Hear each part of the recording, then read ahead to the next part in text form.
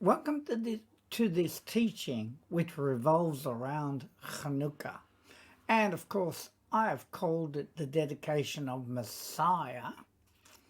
And let us introduce it. The Feast of Hanukkah, or often called Hanukkah, is a great opportunity to revive a lost remembrance of a time of great sacrifice that restored the faith of Israel, and therefore to many today who would not have known of its significance. But not only that, even the faith that we have today would not have come to us without Chanukkah. It is vital for the believer in Messiah to see how Yeshua reflected on this embattled Hebrew holiday and how he is revealed in and through it. And that is why we could also call it the dedication of Yeshua. When we research Hanukkah on the web, we'll find messianic groups that actively and passionately celebrate it, and groups that are also greatly opposed to it. Some cite that it is an opportunity for active separation and endorsement of violent rebellion. Yet the scriptures clearly say that we should not look at ourselves in any way as being separated from Elohim's chosen people, because when we believe in Yeshua especially, then we are connected to them. Yeshua Isaiah 56:3 says, "Let no foreigner who is bound to Yahweh say, Yahweh will surely exclude me from his people, and let no eunuch complain, I am only a dry tree." We need to realize that Chanukkah essentially celebrates the preservation of the promises made by Yahweh in the Torah and the prophets. It does not impede with any other biblical high holiday and carries no attributes that teach contrary to the Torah or the teachings of the Messiah. We need to look at and observe Chanukkah in a way that brings esteem and honor to Yahweh, the Messiah, and Israel. These three aspects are echad, which means they are a compound unity. Yeshua never teaches against Chanukkah, but rather is found teaching leading up to and during the feast, and utilizing the relevant reflections of this season to accentuate his teachings. Leading up to the feast, he exclaims in Yochanan, which is John 9:5 and 12:46, "While I am in the world, I am the light of the world. I have come as light into the world, so that everyone who believes in me will not remain in darkness."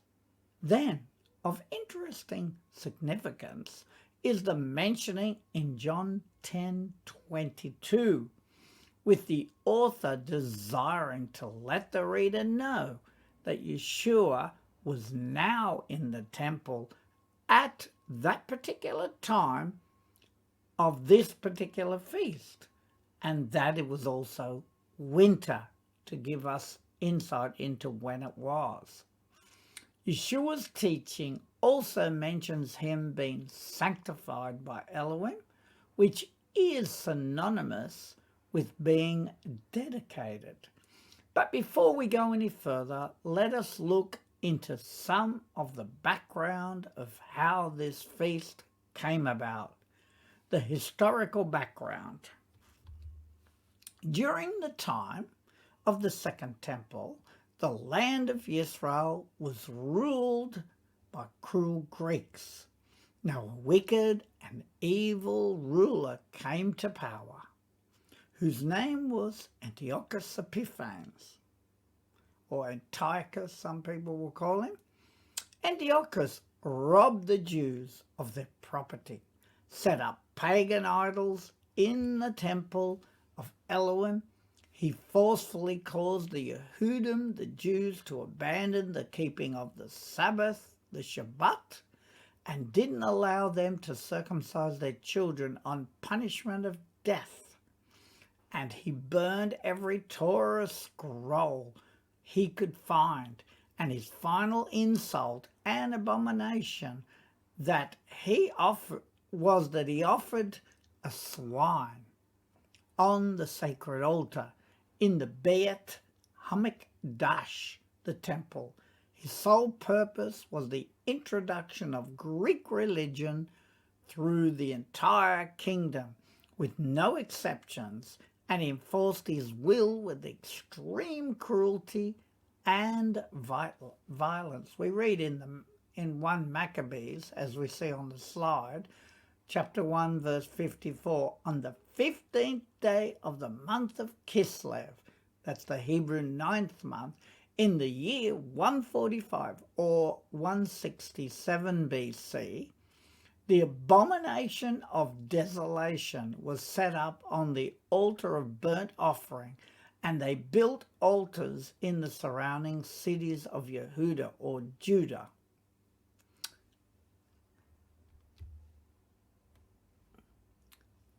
These horrible actions led to a revolt by a group of Yehudim or Jews known as the Maccabees. The Maccabees risked their lives to keep the Torah alive and to cling to those sacred things that their Elohim, their God, had given them. Yahweh saw that the intent of their hearts was pure, so he favored them and gave them the victory over superior, well-equipped Greek forces that had conquered their land. The Hanukkah lights therefore remind us of the great miracle that took place where a small band of Yehudim defeated the mighty Greek armies with the help of their great and mighty Elohim. Now let us look at the Yeshua connection. And first, the first connection that we need to consider is that we can find concerning Yeshua is in the promise of his birth. It can be precisely shown that Zechariah or Zechariah was ministering in the Beit Hamikdash, the temple, at Shavuot, Pentecost, since he was selected by Lot according to his division to offer the Ketoret incense in the dwelling place of Yahweh. And we can calculate that by the fact that he's of the 8th division in the year of offering incense and that. And we can calculate when he was ministering in the Beit Hamikdash. A note, the Temple Treasures Institute of Jerusalem quote this: the honor of burning incense on the golden altar and pronouncing the Aaronic blessing over the people was bestowed just once in the lifetime of a Cohen, a priest. From the following verse, we can deduce that the birth of both Yochanan and Yeshua were on high Sabbaths of the two primary feasts of Pesach, Passover, and Sukkot, tabernacles. Therefore, from Scripture, we can see a timeline for the visitation of Gabriel, or Gabriel in English, to Miriam, or Mary in English. In Luke 1 verse 26, we read, in the 6th month of Elishava's or Elizabeth's pregnancy, the Malachim, the messenger or angel, was sent from Yahweh to a village in the Galilee or Galilee to a virgin named Miriam. Since we come to see that Yahweh has given us divinely appointed times known in Hebrew as the Moedim, we know they were perfectly fulfilled to the day for Pesach or Passover and Shavuot for Pentecost. We might, however, be greatly surprised to see that the fulfillment for the conception of the Son of the Most High through the Ruach HaKodesh, the Holy Spirit, also equates to Chanukkah, meaning dedication, by which the Son of the Most High came in the likeness of man through the womb of Miriam to fulfill the mission of the Father, which was the way he dedicated himself to that mission. And the second point is that the second and most powerful connection that Yeshua has with the Feast of Hanukkah is in its alternative title being the Festival of Lights. Scripture always refers to light as a symbol of Yahweh. In fact, Yochanan or John used the term light no fewer than 19 times in his Good News. And another example is found in his letter. In the letter of Yochanan Aleph, or 1 John 1:5, where we read, "This is the message which we have heard from him and declare to you, that Elohim is light, and in him there is no darkness at all." This then brings us to an interesting thought.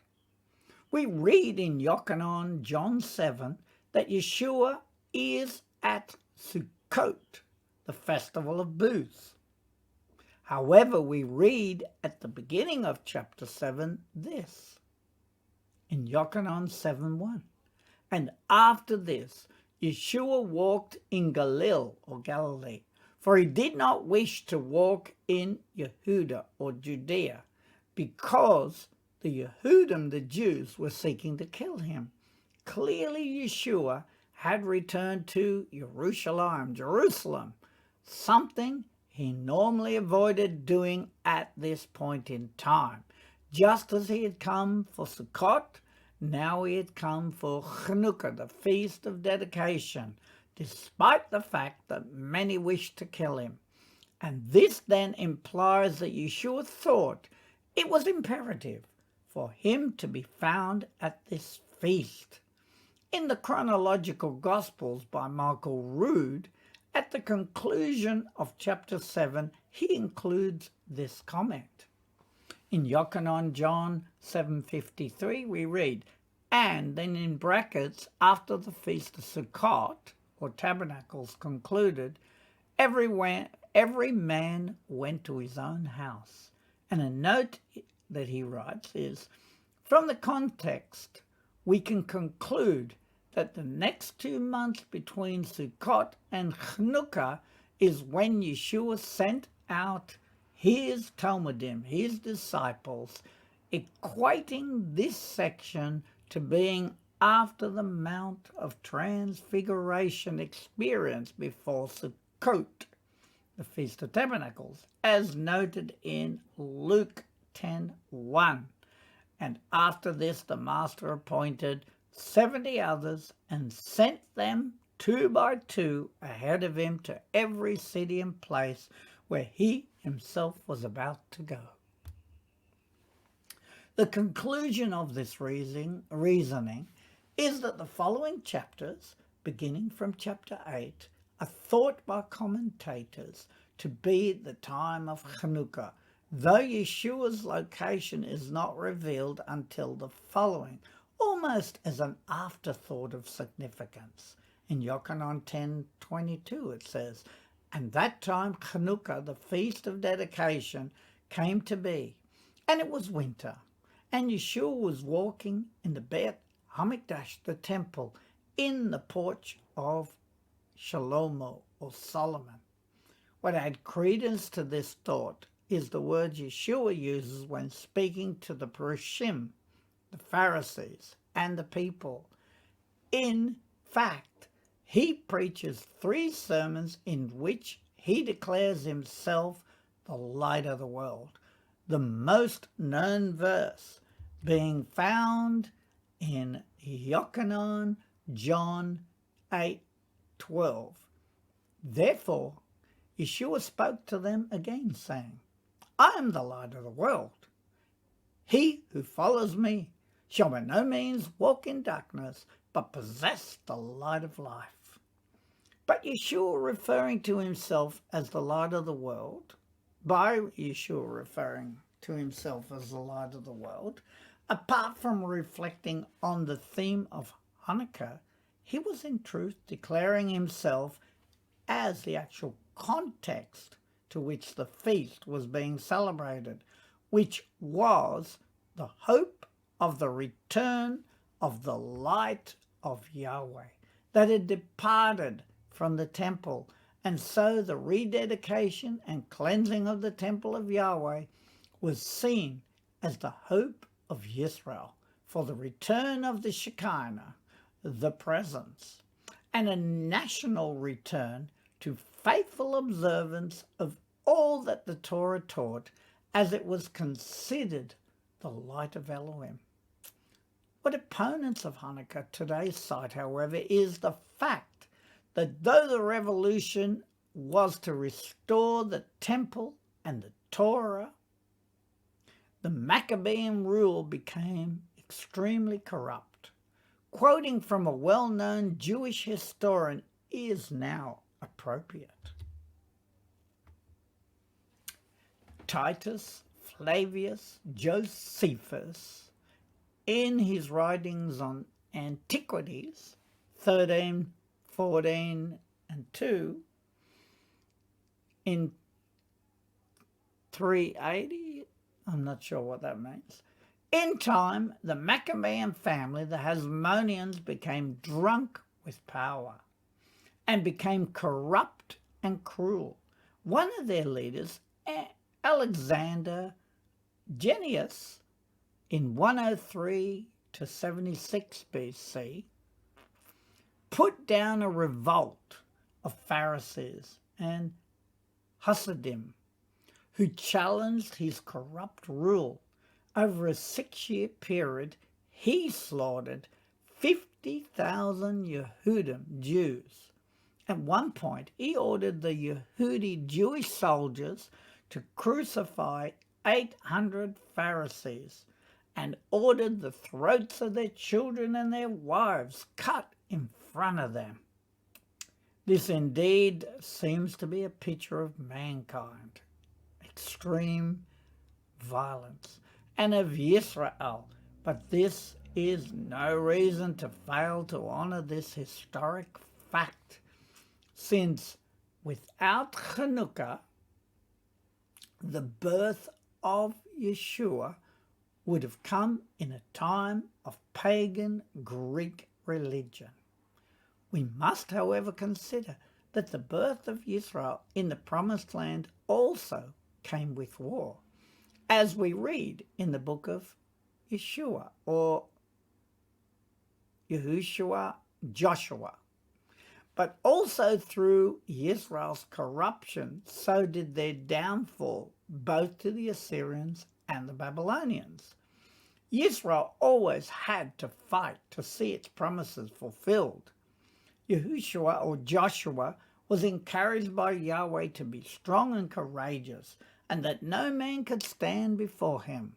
The eventual failure of the Maccabees therefore came as a result of their failure to fulfill the words given to Yahushua or Joshua in Yahushua or Joshua 1:8, where we read, "Do not let the book of the Torah depart from your mouth, but you shall meditate on it day and night, so that you guard to do according to all that is written in it, for then you shall make your way prosperous and act wisely." Therefore, it is precisely to this feast that Yeshua comes, since military victories are short-lived and subject to abusive rule, but to bring true light was the purpose of Yeshua's coming, because his light endures eternally. To further understand the 8 days of Hanukkah, we turn to the book of the Maccabees, since we know that the temple was defiled and the Feast of Sukkot tabernacles could not be kept. And since tabernacles last 8 days, this feast would therefore be a belated Sukkot, Feast of Tabernacles, according to this verse. In 2 Maccabees 1 verse 9 we read, "And now see that you keep the Feast of Booths of Tabernacles in the month of Kislev." Though we know that the temple was rededicated on the 25th of Kislev because that was when it was defiled, another explanation for the choosing of this date may be reflected in the book of Haggai, chapter 2:18, where we read that on the 24th day of the biblical 9th month, which is called Kislev, the cornerstone to the second temple was laid. This is the same temple that the idolatrous Greeks would desecrate some 350 years later. The miracle story of the one cruse of oil lasting for 8 days to keep the menorah lit is not, however, found in either book of the Maccabees in the Apocrypha. It is, however, found in Jewish Talmudic literature, and that is shown here.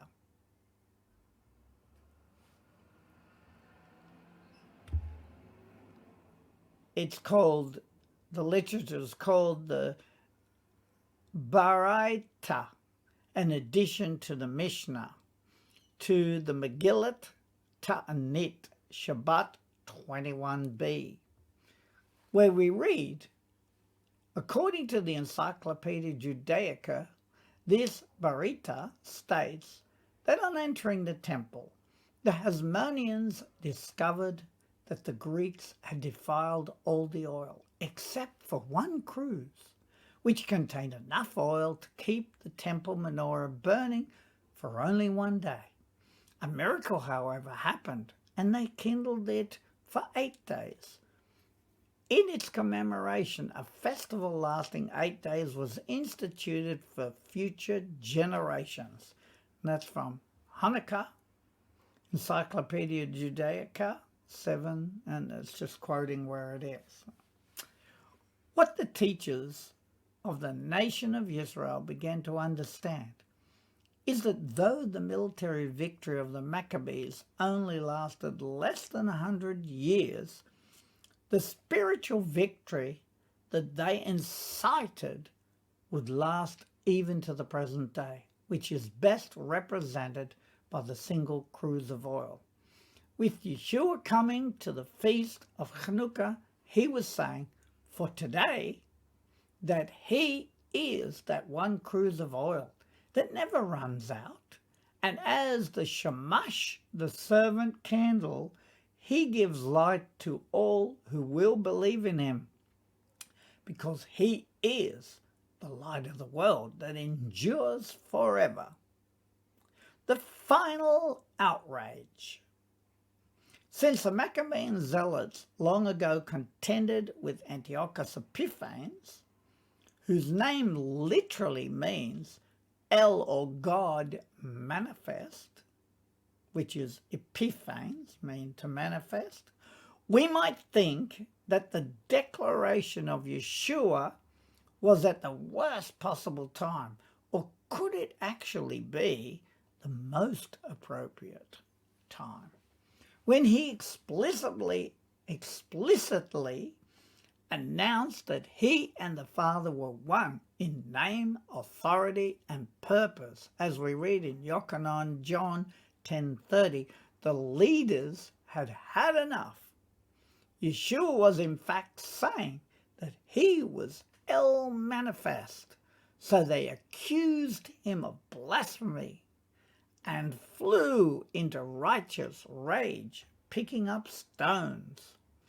What is truly amazing about this event, where the Yehudim, the Jews, picked up stones to cast at him, is that this is the temple precincts. And normally you would not expect to find stones there. These, however, were special stones. These were the remains of the defiled altar from the Maccabean days, because though the altar was defiled, the stones were still considered to be kadosh, holy, so they could not be thrown out to be discarded, so they were placed to the side in the temple. That meant they picked up these stones to throw at El Manifest, who had revealed himself at Chanukkah, the Feast of Dedication, as the true light of the world and the true manifestation of Elohim in the earth. Simply put, Yeshua sounded to them like another blasphemous Antiochus. Was not the whole purpose for Yeshua coming to the Beit HaMikdash, the temple, where his people from all nations were gathered to celebrate its restoration and the preserving of the Torah, the light of truth, to reveal that he was the true light and that he was also the true temple, as he said in this reading? In Yochanan, John 2:18 and 19, we read, "So the Yehudim, the Jews, answered and said to him, 'What sign do you show to us, since you do these things?' Yeshua answered and said to them, 'Destroy this temple, and in 3 days I'll raise it up.'"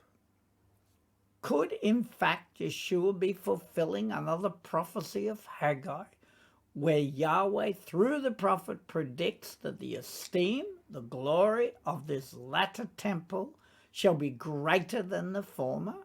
And that's taken from Haggai 2:9. Since he, of course, is the true temple. The true temple of Yahweh is therefore not a building, as grand as it might have been, but it is the body of Messiah, since Yahweh never desired to dwell in a building of stone, but in the hearts of his people.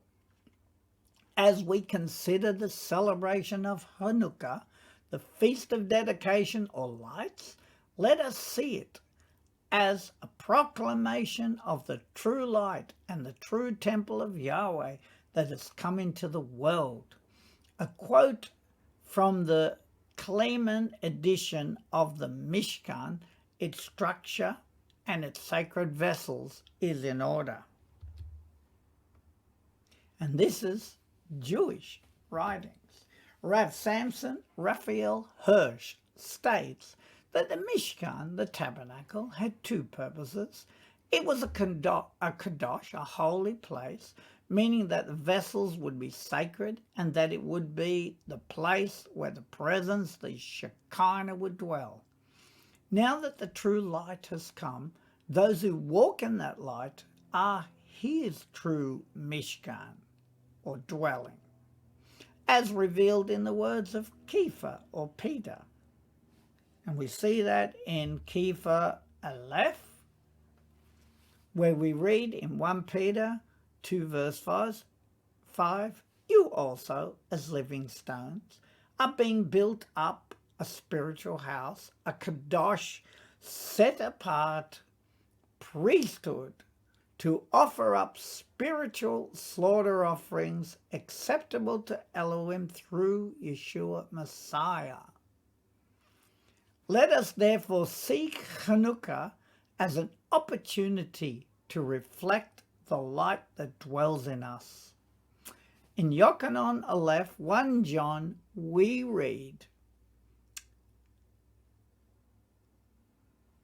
in 1 John 7, "But if we walk in the light, as he is in the light, we have fellowship with one another, and the blood of Yeshua Messiah, his Son, cleanses us from all sin."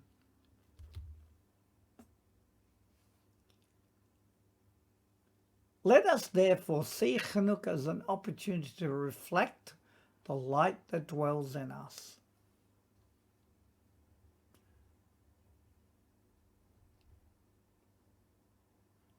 And there we have the verse I just read. So now we have some additional notes just for your benefit. And firstly, it is concerning the Chanukkah menorah. Within the menorah, we find a great revelation of the body of Messiah with the central candle, which is called the shamash, the servant candle, giving light to all others with a progression each night by adding another candle. So let us look at the meaning of the candles. Firstly, of course, we just said Messiah Yeshua stated in Mark 10:44-45. Whoever wishes to be first among you shall be a servant to all. For even the Son of Man did not come to be served, but to serve, and to give his life as a ransom for many. And that statement is reflected in the shamash candle. And then we have the first candle taken from Bereshit, Genesis 1:3-4, which describes the creation of the first light. Elohim said, "Let there be a light," and there was light. And Elohim saw that the light was good, and Elohim separated the light from the darkness. And then the second candle we can reflect in the verse from Shemot, or Exodus 13:21-22, which reveals that Elohim is the source of Israel's light. And Yahweh was going before them in a pillar of cloud by day to lead them on the way, and in a pillar of fire by night to give them light, that they might travel by day and by night. He did not take away the pillar of cloud by day, nor the pillar of fire by night from before the people. And the third candle we see King David reminds us in Tehillim, Psalm 27, verse 1. Yahweh, the Lord is my light and my salvation. Whom shall I fear? And the fourth candle we can reflect in Psalm 119:105 and Psalm 119:130, which describes the light that comes from the word of Yahweh. Your word is a lamp to my feet and a light to my path. The unfolding of your words gives light. It gives understanding to the simple. And the fifth candle can be reflected in Messiah Yeshua as the greatest light of all. And we read that in John 1:4-5. In him was life, and the life was the light of men. And the light shines in the darkness, and the darkness does not comprehend it. As Messiah Yeshua was in the temple in Jerusalem, watching the illuminating lights, he declared, I am the light of the world. He who follows me shall not walk in darkness, but shall have the light of life. John 8:12. AIDS Shimon, or Simeon, was promised by the Lord that he would not die until he saw Israel's Messiah. When he saw Yeshua as an infant in the temple, he knew that this one was the light of Israel and the nations. Shimon or Simeon declared, My eyes have seen your salvation, which you have prepared in the presence of all the peoples, a light of revelation to the Gentiles and the glory of your people Yisrael. It's found in Luke 2:30-32. And the sixth candle, after we come to know Messiah, we are to be a source of light for the world. King Messiah tells us in Matthew 5:14-16, You are the light of the world. A city on a hill cannot be hidden, nor do men light a lamp and put it under a peck measure or a basket, but on the lampstand, and it gives light to all who are in the house. Let your light shine before men in such a way that they may see your good works and glorify your Father who is in heaven.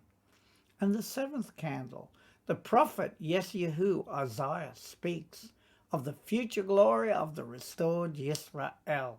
Yeshua Isaiah 60 verse 1 to 3, it says, "Arise, shine, for your light is come, and the glory of Yahweh has risen upon you. And nations will come to your light, and kings to the brightness of your rising."